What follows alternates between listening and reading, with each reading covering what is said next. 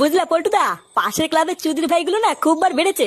বাড়া আমি কালকে রাত্রেবেলায় সাইকেল নিয়ে বাড়ি যাচ্ছিলাম, চোদনাগুলো আমাকে একা পেয়ে সাইকেল কেড়ে নিয়েছিল জানো। কি বলিস, তো সাইকেল কেড়ে নিয়েছিল? তারপর বাড়া তুই কিছু বললি না? আমি আর কি বলবো, কিছু বললে যদি কেলায়। কি কিছু বলিসনি? তাহলে ওরা আমাকে একবার ডাকতিস, চোদনাগুলোর ক্লাবে ঢুকে পুঙ্গা মেরে দিয়ে আসতাম। আর বলো না, অনেক রাত হয়ে গেছিল বলে আমি আর কাউকে কিছু বলিনি।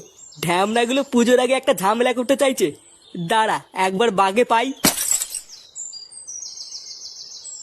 কিরে চোদনা, এত দেরি হলো কেন?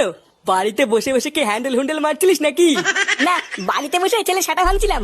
সে কিরে ফুটো, ফাটাকে মারছিলিস কেন? আর বলিস না, সেগো মাইটা যা জ্বালাচ্ছে না। লেওরা প্রতিদিন কেউ না কেউ বাড়ির উপরে এসে ওর নামে নালিশ করে যাচ্ছে। ভোদার বাল দিয়েছি আর কি সেটা ভেঙে। ঠিকই আছে, তোর ছেলে তোর মতনই বারোচোদা হয়েছে। তুই যেমন এতদিন তোর বাপের গাড় জ্বালিয়ে খেয়েছিস, তোর ছেলেও দেখি সেম এরকমই করবে।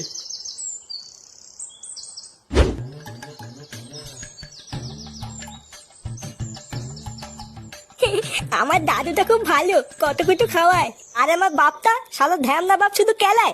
লেওরা কোন দিন ধরে ছাতা ভেঙে দেবো বুঝতেও পারবে না।